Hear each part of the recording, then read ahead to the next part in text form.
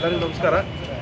ತೋಟಗಾರಿಕೆ ಇಲಾಖೆ ಸಾಗರ ಮತ್ತು ನಮ್ಮ ತಾಲೂಕಿನ ಪರಿಶಿಷ್ಟ ಜಾತಿ ರೈತರ ಒಂದು ಒಕ್ಕೂಟದಲ್ಲಿ ನಾವು ಈ ದಿನ ಪರಂಪರಾಗತ ಕೃಷಿ ವಿಕಾಸ ಯೋಜನೆ ಅಡಿಯಲ್ಲಿ ಪರಿಶಿಷ್ಟ ಜಾತಿಯ ರೈತರನ್ನು ಒಗ್ಗೂಡಿಸುವಂಥ ಒಂದು ಕಾರ್ಯಕ್ರಮವನ್ನು ಅನಂತಪುರ ಮತ್ತು ಸಾಗರದಲ್ಲಿ ಮಾಡಿದ್ವಿ. ಸೊ ಅಭೂತಪೂರ್ವವಾದಂಥ ರೈತರ ಸ್ಪಂದನೆ ಸಿಕ್ಕಿದೆ. ಸೊ ಈ ಒಂದು ಯೋಜನೆಯಲ್ಲಿ ಸುಮಾರು 240 ಹೆಕ್ಟೇರಷ್ಟು ಪ್ರದೇಶ ನಮ್ಮ SC/ST ಸಮಾಜದ ರೈತರಿಗೆ ಸಿಗ್ತಾ ಇದೆ.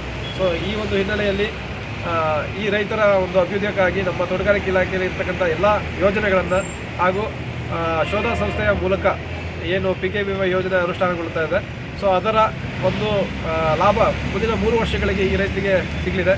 ದಯಮಾಡಿ ಈಗೇನು ಸಭೆಯಿಂದ ಬರದೇ ಇರತಕ್ಕಂಥ ರೈತರು ಸಹ ಈ ಒಂದು ಯೋಜನೆಯೊಳಗೆ ತಮ್ಮ ಹೆಸರನ್ನ ನೋಂದಣಿ ಮಾಡ್ಕೋಬೇಕು. ಮುಂದಿನ ಸೋಮವಾರದವರೆಗೆ ಈ ಒಂದು ನೋಂದಣಿ ಕಾರ್ಯ ನಮ್ಮ ತೋಟಗಾರಿಕೆ ಇಲಾಖೆಯಲ್ಲಿ ಮತ್ತು ಶೋಧ ಸಂಸ್ಥೆಯ ಅಡಿಯಲ್ಲಿ ನಡೆಯುತ್ತೆ. ಮತ್ತು ನಮ್ಮ ಶೋಧದಿಂದ LRPಗಳು ಪ್ರತಿ ಗ್ರಾಮಗಳಿಗೆ ಭೇಟಿ ಕೊಟ್ಟು ಈ ಒಂದು ರೈತರ ನೋಂದಣಿ ಮಾಡ್ತಾ ಇರ್ತಾರೆ. ಸೊ ಅವರಿಗೆ ಹೆಚ್ಚಿನ ಸಹಕಾರವನ್ನು ಮಾಡಿಕೊಡ್ಬೇಕು ಅಂತೇಳಿ ನಾನು ಆಶಿಸ್ತೇನೆ. ಸೊ ಜೊತೆಗೆ ಈ ಮಾರ್ಚ್ ಅಂತ್ಯದೊಳಗೆ ಹೆಚ್ಚಿನ ರೈತರು ನಮ್ಮ ಇಲಾಖೆಯಲ್ಲಿ ಸಿಗ್ತಕ್ಕಂಥ ಸೌಲಭ್ಯಗಳನ್ನೆಲ್ಲ ಪಡ್ಕೊಳ್ಬೇಕು ಅಂತೇಳಿ ನಾನು ಆಶಿಸ್ತೇನೆ. ಎಲ್ರಿಗೂ ನಮಸ್ತೆ. ನನ್ನ ಹೆಸರು ಅನಿಲ್ ಅಂತ, ಶೋಧ ರೈತ ಉತ್ಪಾದಕ ಸಂಸ್ಥೆಯ ನಿರ್ದೇಶಕರಾಗಿ ಕೆಲಸ ಮಾಡ್ತಾ ಇರ್ತಕ್ಕಂಥದ್ದು.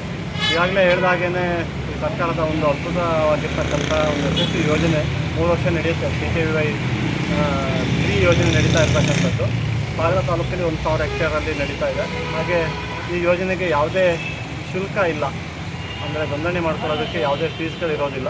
ರೈತರು ವಿಷಮುಕ್ತ ಆಹಾರವನ್ನು ಬಿಟ್ಟು ಸಾವಯವಕ್ಕೆ ತರಬೇಕು ಅನ್ನೋದು 1000 ಹೆಕ್ಟೇರಲ್ಲಿ ಮಾಡಬೇಕು ಅಂತಕ್ಕಂಥದ್ದು ಯೋಜನೆ. ಈ ಯೋಜನೆಯ ಫಲಾನುಭವಿ ಆಗಲಿಕ್ಕೆ ಏನೇನು ದಾಖಲಾತಿಗಳು ಬೇಕು ಅನ್ನೋದನ್ನು ಕೂಡ ನಾವು ಹಂತದಲ್ಲಿ ಹೇಳಿದ್ದೀವಿ. ಹಾಗಾಗಿ ಎಲ್ಲ ರೈತರು ಇದರ ಬೆನಿಫಿಟ್ಟನ್ನು ತಗೊಂಡು ಯಶಸ್ವಿಯಾಗಿ ಆರ್ಥಿಕವಾಗಿ ಬಲಗೊಳ್ಳಬೇಕು ಮತ್ತು ಯೋಜನೆಯನ್ನು ಅತ್ಯಂತ ಯಶಸ್ವಿಗೊಳಿಸಬೇಕು. ಈ ಮೂಲಕ ತಮಗೆಲ್ಲರಿಗೂ ಅನುಕೂಲ ಆಗಬೇಕು ಅನ್ನೋದು ನಮ್ಮೆಲ್ಲರ ಉದ್ದೇಶ. ತೋಟಗಾರಿಕೆ ಇಲಾಖೆ ಸಾಗರ ಮತ್ತು ಶೋಧ ಸಹಯೋಗದಲ್ಲಿ ನಡೀತಾ ಇರ್ತಕ್ಕಂಥ ಯೋಜನೆಯನ್ನು ಯಶಸ್ವಿ ಮಾಡಬೇಕಂತ ನಮ್ಮೆಲ್ಲ ರೈತ ಬಾಂಧವರನ್ನು ಅನ್ಕೊಂಡಿದ್ದೀವಿ.